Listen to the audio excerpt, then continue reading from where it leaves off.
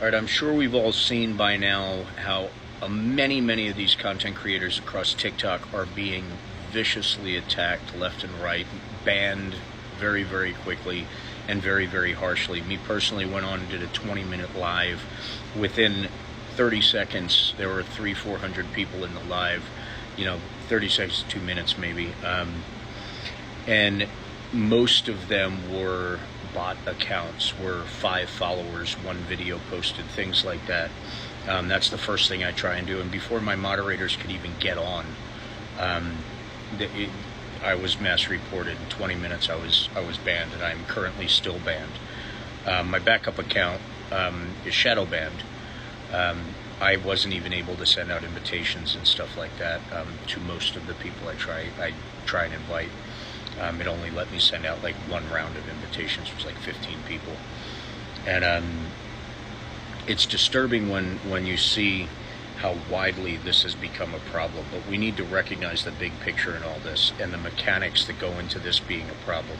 Many of these decisions on what to ban, what not to ban, what constitutes a community violation and what does not, are made by human beings. These human beings are hired to do this either from home or in the office in Texas. But either way, these are people that are interchangeable and also plantable. We need to look at the big picture of every single weird thing going on right now. The Heritage Foundation and the Trump campaign has been hand in hand since the beginning, since 2015. They were one of the first organizations on board. They helped Trump get elected. Another big group that helped Trump get elected are the evangelicals and the Christian church groups.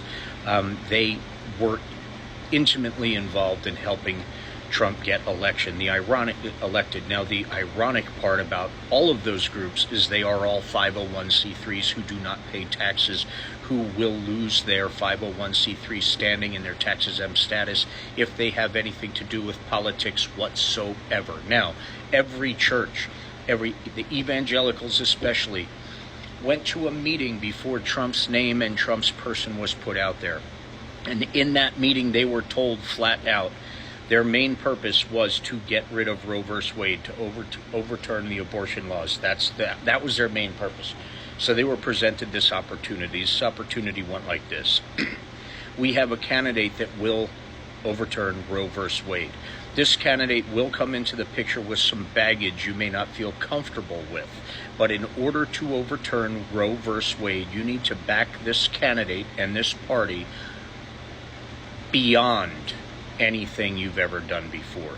This was a specific, very detailed, and now public conversation between these groups. The Heritage Foundation was part of this conversation. And that person was Donald J. Trump, obviously. So the churches promised, no matter what dirt came out on this wonderful bronze superhero of diaperdom, while any of the stuff that came out about this man, they had to blindly just stand behind and go, he's our guy. It's all fake news. Oh, he cheated on 3 wives. Oh, he essayed a 12, 13-year-old girl. Oh, it's okay. We've got priests that do that too. We're good. All of this, they had to be okay with up front just to get rid of Roe versus Wade. So here you have a person coming into the political realm, because he wasn't a politician before, and he's got the evangelical Christians and the Heritage Foundation holding him up like he's their golden bronze puppet, which he is. And the other hand up his skirt is Uncle Vladdy, but we won't get into that on this video. But anyway, so we've got that already stacked. Now think of the Heritage Foundation as a unit. The Heritage Foundation has been trying to further this agenda since the days of Ronald Reagan. So this isn't, Project 2025 isn't a new thing someone just came up with. This has been written and developed more and more drastic to the, I wouldn't even say right, I would say, the Hitler Maid's tale, for a very long time, waiting for that perfect person to be crazy enough with a big enough following to absolutely implement it, which, ta-da, now we have DJT, who never met a dollar he wouldn't cow down to. So he's got the Heritage Foundation giving him a list of judges and where to put these judges. And then he has his own little devious plan that he's always lived by, which is manipulate the court system and get away with everything, delaying all the lawsuits until the other side runs out of money so he goes, see, I won. That's how he's played his game since the 80s too. So he's got that mentality, he's got the ability, now he has the power of these huge groups behind him to appoint Supreme Court justices, to appoint the decision maker justices in every single jurisdiction with every single one of his properties, which is why we have Eileen Cannon. And out of that area where the Mar-a-Lardo is, there are 4 judges. 50% of them, 2 out of 4 are Trump loyalists that Trump brought in.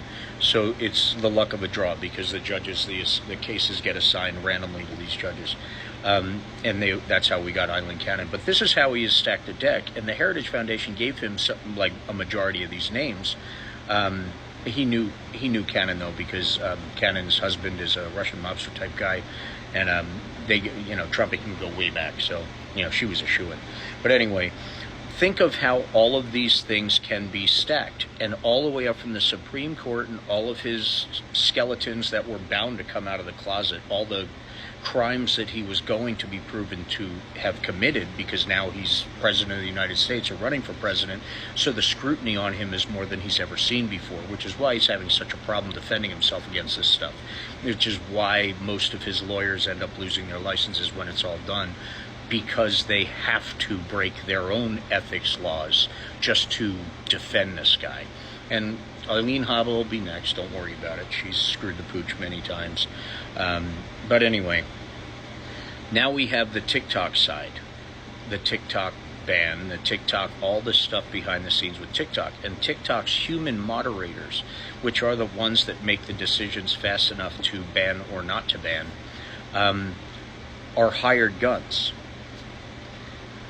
The Heritage Foundation has come out very proudly in saying they have hundreds of thousands of people already in key positions, different types of employment, to further their agenda and further the Trump agenda, to push him back into the White House. And this would explain why MAGA creators can go on and talk about how Joe Biden's actually a robot, and all the QAnon crap, and then that, oh yeah, Joe Biden's on performance enhancing drugs, because hey, how in one night can you be sick and then do a horrible debate and the very next day come out swinging at a thing? I heard that argument. I've heard said that it's a mask and there's actors that are playing Joe Biden, because nothing else would explain how an old man can get some rest one night and wake up energized, because it's got to be something else. And the same exact time we have Donald Trump at the same exact time giving a speech, one of his rallies, talking about how electric boats with heavy batteries and rather getting electrocuted or eaten by sharks, and the windmills giving you cancer, and the sounds and the whales going crazy, and all the random shit that this man spews at his rallies. But Joe Biden's the one, Joe Biden's the one. So they are stacking every deck they can. Creators like me, like you, like Hawk, Attorney Di, some of the biggest creators on the I'm not putting myself in that category, but we are all getting attacked. We are all targets.